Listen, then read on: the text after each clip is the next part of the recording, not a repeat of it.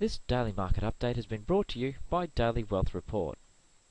Trading involves risk of loss and may not be suitable for you. Past performance is no guarantee or reliable indication of future results.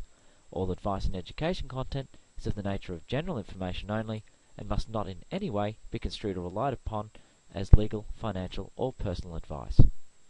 Good morning, traders and investors. It's Monday, the 30th of July, and we've seen the markets rallying in the US and Europe over Friday and leading to a positive start for Monday's markets.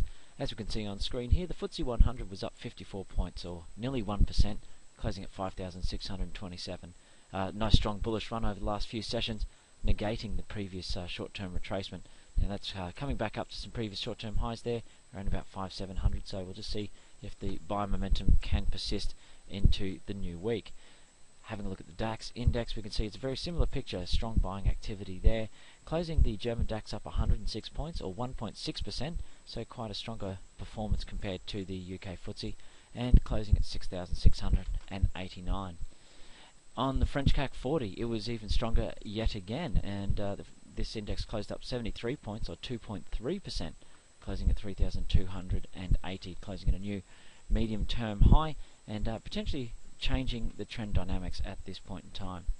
As we take a look in the US markets, we can see that the Dow Jones index was up quite strongly, up nearly 1.5%, gaining 187 points, breaking through previous short-term highs and closing at 13,075. So quite a surprising move, a strong shift there, breaking the medium-term sideways trend, and there's a reasonable potential now that we are into a new shift. The next target to the upside is up through here around about 13,300, 13,350. So that's the previous highs that were established in March and April.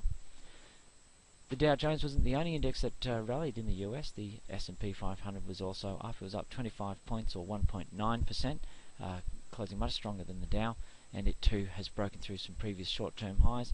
It closed at 1,385 points.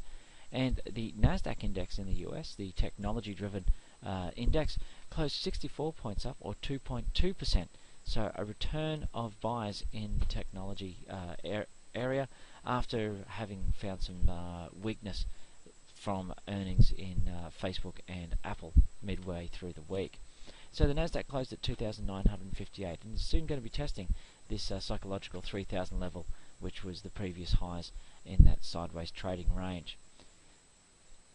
This has sent the VIX index down in US trading. So the VIX index evaluates the volatility in the markets and is referred to as the investor fear gauge. So as the markets are rising, there's no fear in the markets, and hence the VIX will fall during a rising market. So at the moment, it's still above its previous short-term lows.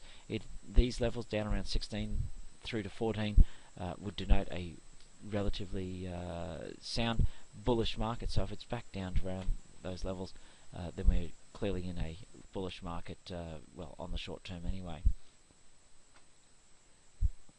Taking a look at the Australian markets, and we had the ASX 200 up quite strongly on Friday. It was up 58 points, closing at 4,205. You can see that it's pulled itself right back up to the previous short-term highs.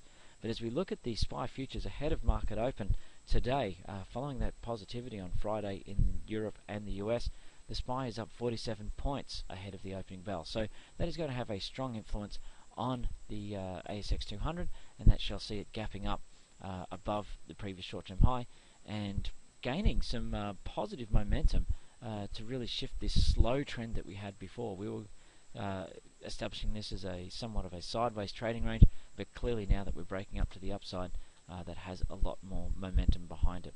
So we're looking forward to a positive day on Monday, and we'll need to evaluate whether those buyers can hold on to those gains through to the closing bell, and then see what sort of influence that will have for the rest of the week.